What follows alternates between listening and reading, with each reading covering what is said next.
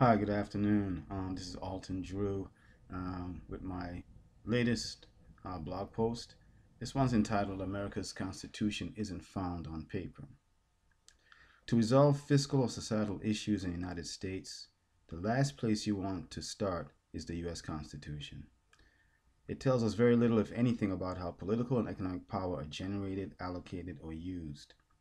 A better public policy approach requires that you understand the real Constitution of the United States and then be honest as to what government's current role is in this Constitution and modifying that role so as to make government more effective.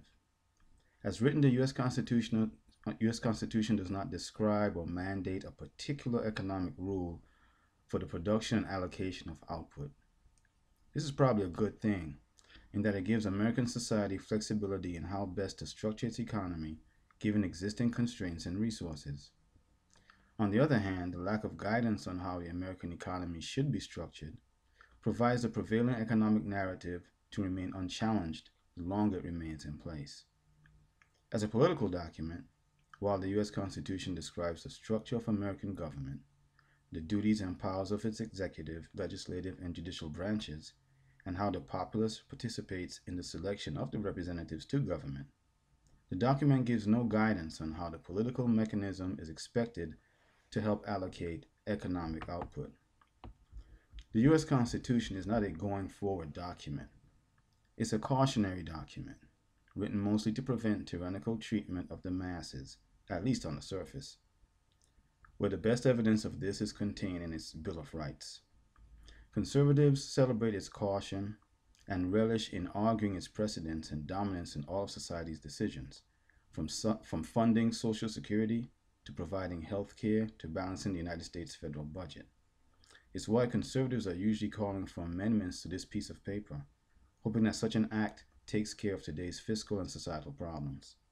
The real Constitution of the United States, however, is found in the makeup of its population. What I'm arguing is nothing new, so here's my take on America's Constitution.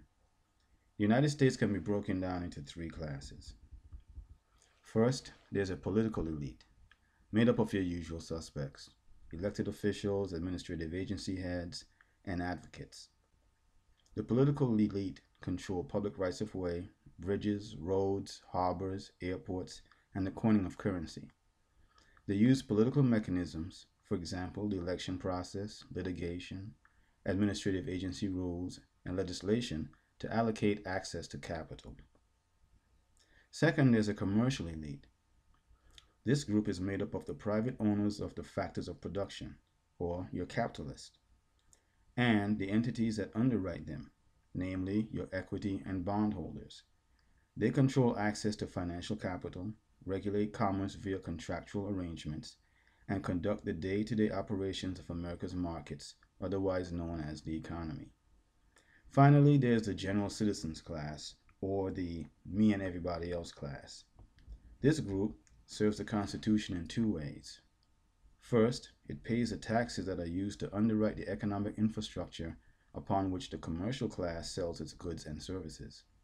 Second, the me and everybody else class consumes the goods and services produced by the commercial elite.